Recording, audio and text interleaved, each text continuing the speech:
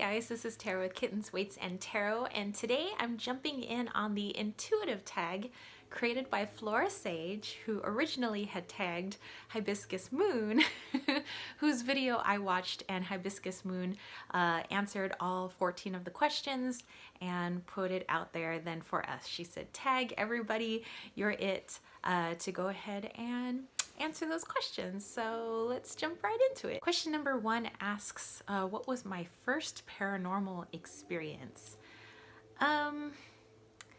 I would have to say that was back when I was really young, so probably when I still lived in La Mesa. When I say La Mesa, like that's where I grew up from, like baby to 6 years of age, and then we moved to Chula Vista.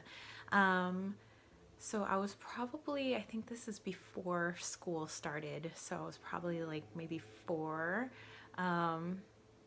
Yeah, probably about 3 or 4. But I remember I'd be laying in my bed, and as soon as I would lay down to go to sleep, I could feel energies in my bedroom, and it kind of freaked me out a little bit because I knew that my mother and father weren't in the room. They were in the room next to me because it was a little 2-bedroom apartment, and I could hear them in the bedroom either talking or snoring or whatever, but it always felt like there were people in my room or standing right next to my bed, and in my brain it's like I would visualize a person there, but then, you know, little me was like, whoa, that's probably just my imagination, you know. And I had these little things, they were the, not light bright was something else, but they were these like light up caterpillars.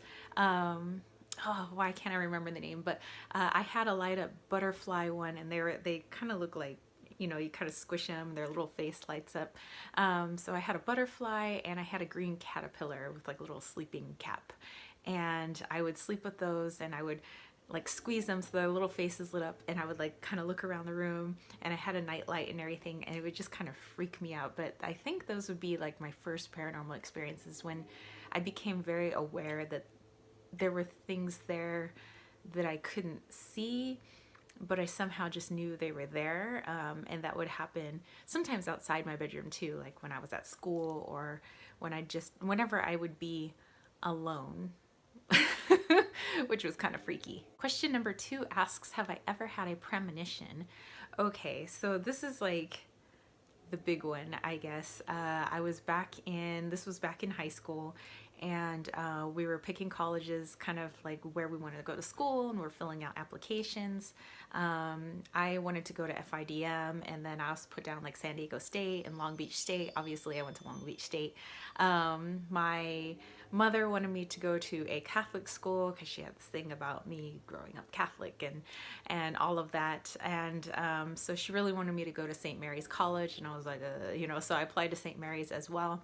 And after I'd sent the application in, I started having this reoccurring dream. So this started junior year, because junior year is when we kind of started putting in our applications on into senior year. And I think for an entire year, I had the exact same dream every single night, and it was getting to the point where I was like losing sleep because I knew I would just be having the exact same dream. And in the dream, it changed slightly, but it was basically the same dream. I'm in the car with 4 other girls. I don't know whose car this is. Sometimes I'm driving, sometimes in the passenger seat, sometimes I'm sitting directly behind the driver, sometimes I'm in the middle, and sometimes I am directly behind the passenger seat. And we are all wearing some some of us are wearing a school jacket, like has an emblem on it, and we're coming down a mountain, and it's kind of curvy, and it's at nighttime, and we're all going home for winter break. And at some point we're laughing and playing around, and we straighten out a curve. And sometimes when I'm driving, the girl that's sitting next to me tries to grab the steering wheel to overcorrect so we don't go over the side of the mountain. But no matter where I am, either I'm the one trying to help, you know, pull the steering wheel, or I'm sitting in the back, or wherever I am, the car always ends up going over the cliff. And so, you know, the dream would be, I just see the headlights hitting or looking at the side of the cliff, and it's just before the moment of impact when, you know, the front end of the car is hitting the side of the cliff, because we kind of went like, you know, it's curving around, and we kind of, instead of continuing the curve, we went straight, and it's kind of like, you know, and then the next thing I know, I'm going down this path and I'm at this house that I don't know, but my parents are in this house with my little brother, and my mother keeps circling in red this date in December on the calendar. And I can't quite see it that clearly, but I know it's before Christmas. And my little brother is asking my father when I'm coming home. My dad is unresponsive and he's just quiet in a corner. My mother starts crying, and she informs my brother that I will not be coming home for Christmas, nor will I ever. At that point, I become distraught and I start screaming, but no sound is coming out. I try to grab the door handle, and my hand is going through as if I'm invisible, and I can't grasp the door handle, and it's starting to scare me even more. And I'm trying to yell to my parents that I'm there and that I'm not dead and that I'm very much alive. And then I wake up. And I had that dream every single day for a year. You can imagine that kind of freaked me out. And I am so glad that I didn't go to St. Mary's College. My first year at Long Beach State, I was getting ready to head home for winter break, you know, and I would have to come back soon because we had winter break like workouts, you know, because I was on the track team as an NC2A athlete. And so I called up my dad because we had to like correlate like when my mother would be coming to come get me because I didn't have a car yet. And so my dad was like, oh yeah, your mom's coming on this and this and this date. And just then, while I'm talking to my dad on the phone, I'm watching the news, and it talks about an accident that happened at St. Mary's College. For the winter break, 5 girls perished in a car accident. And it's showing the pictures of all 5 girls. I knew all 4 of them. I knew those girls because I'd seen them in my dream for an entire year. And I'm like on the phone with my dad, and I'm like, wow, there was like an accident at St. Mary's. My dad's like, yeah, I'm watching that right now. He's like, well, that's so sad, you know?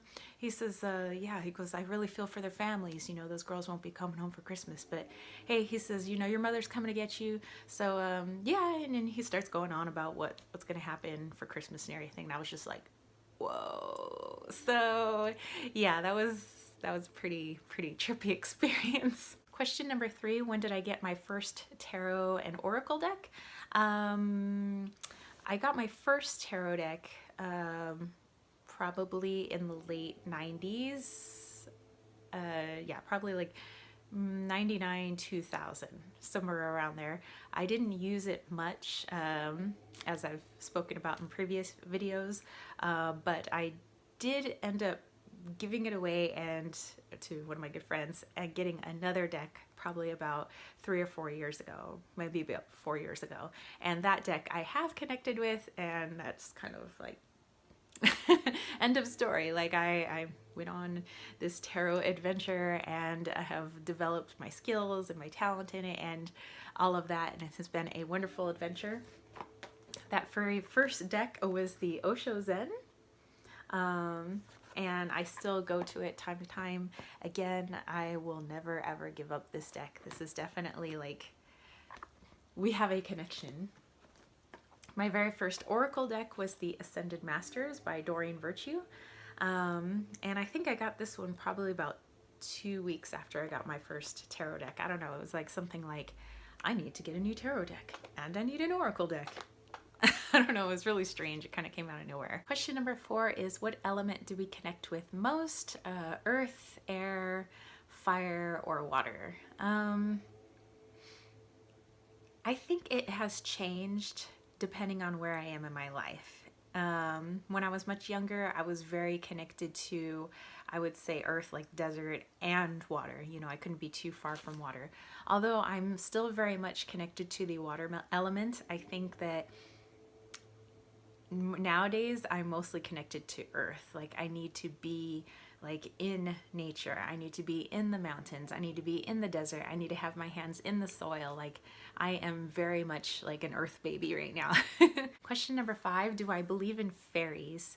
I do. I I don't really know how to classify a fairy. You know, I don't know if it's some sort of interdimensional being. I don't know if it's the like a nature spirit. I'm more inclined to believe it's more like a nature spirit. You know, it's an energy of the plants of nature, or if it's an actual like being that can be studied through our what we have as our modern day technology. But I would have to say, you know, since I was little, I used to suspect that there were these like beings, smaller energetic beings that surrounded plants and flowers and nature. And it's like I could feel them whenever I was out in nature. And there was one in particular that I had called Rose, and that will be kind of like for another question. So we'll hold off on that one. Question number 6, do I prefer the moon or the sun? I would say I am in tune with both, but the majority of the time I would say I'm more in tune with the sun, just because I love the feeling of the sun on my skin. I love to be in the sunshine. I love to be, you know, at the beach on a sunny day, or in the desert just as the sun is setting, or just as the sun is rising. You know, I very much attune myself to the sun. Question number 7, what is my fave crystal or stone? That would be hemimorphite. Although I have talked about, I love plenty of, you know, different shades of blue type stones. Hemimorphite is my favorite. Larimar is a very close second because it does have that very same type of blue that hemimorphite has, but there's something about the energy of hemimorphite that I really truly love. So I have a few examples of my hemimorphite. I have this beautiful specimen here, and this comes from the Yunnan province in China. And if you want to find that beautiful icy blue, really the only place you can find it is China. So I have a couple other little pieces. And it's just like holding ice, but a very energetically healing ice. My dude had gotten me these beads one time, and I had turned them into like a double-stranded bracelet, but that's also hemimorphite. And he's also given me a couple of pendants, which I have turned into necklaces, but these are also my hemimorphite as well. I had a beautiful, beautiful piece of half-polished hemimorphite that was kind of in the shape of a wave, that was on a piece of white wire, just like this. And it was my favorite, but unfortunately it's a piece that got stolen when our house was broken into a couple of years ago. And so I'm kind of sad that one's gone, but you know, I have all these other beautiful pieces to make up for it. Question number 8, can I see spirits or spiritual beings? Yes, I can, both with my third eye and my actual eyeballs. Okay, question number 9, let me read off of here. Would you rather be able to control fire, fly on a broomstick, breathe underwater, or make things grow fast? I don't think I would ever want to make things grow faster, because there's something about, you know, being in my garden and tending to it every day and the satisfaction of finally seeing something come to fruition. And I think if we could just like turn on a fast forward mode, it kind of takes the magic out of that. I definitely don't want to see people grow older faster or vice versa. Hey, Wally. Hey, I want to keep Wally a little kitten. I would say, I don't know, it's a tie between being able to control fire.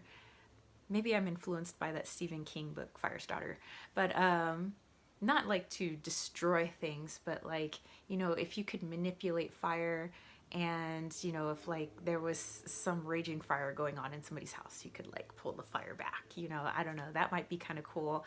But also breathing underwater, you know, because I used to always pretend I was a mermaid when I was little. Well, back in like 1988, 89, whenever The Little Mermaid came out, and I so wanted to be a mermaid, and I still do.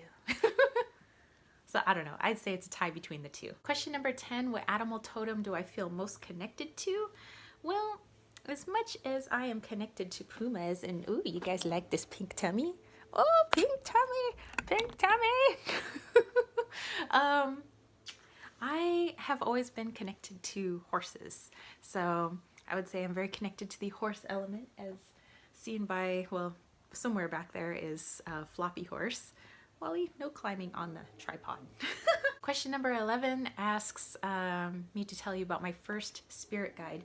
You know, now that I think about it, and actually because of this is when now I'm thinking about it, when I was younger, I used to think that there was somebody who hung out with me named Rose. I would say, oh, Rose, I wanted to be Rose. I would go back and forth between having a friend named Rose and me being Rose, and I would draw these pictures of Rosie, Rosa, Rosalina, Rosalinda, like Rose something, and I always would imagine that Rose was this tiny little being that I could talk to. So it was like a little friend. And so now that I think about it, I think that Rose, this whoever, was my very first spirit guide.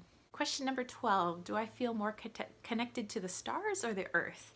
When I was much younger, I would say I was completely connected to the stars. And to some degree, I still am. You know, I have a telescope in front of my window, for goodness sakes, but and I always wanted to be join Starfleet someday and get on the Enterprise and hopefully work for Captain Picard or work under his command. That would be so freaking awesome. But nowadays I'd say I'm more Earth. Question number 13, what is my method of cleansing or blessing? And hey, Wally, smudging.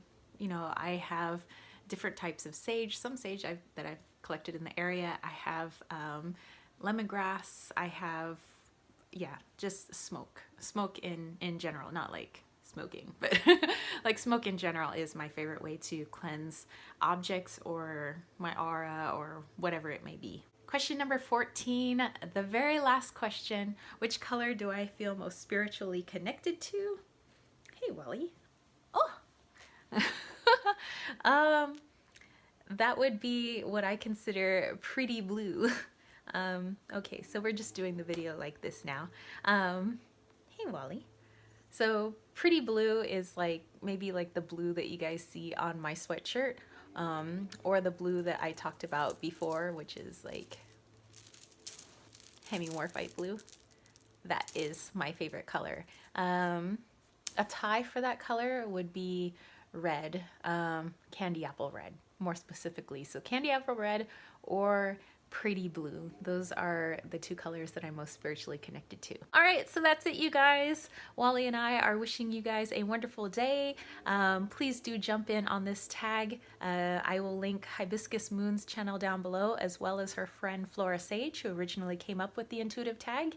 And if you guys like this, don't forget to give it a thumb claw up. Don't forget to click subscribe. And don't forget to click that notification bell for more videos just like this. And don't forget to head on over to patreon.com/kittens, weights, and tarot to join the tribe, get freebies, support this channel so that I can do more and give more for you guys. And that's it for me, you spiritual homies. So I will catch you later. Peace, love, and chicken grease. We say peace out.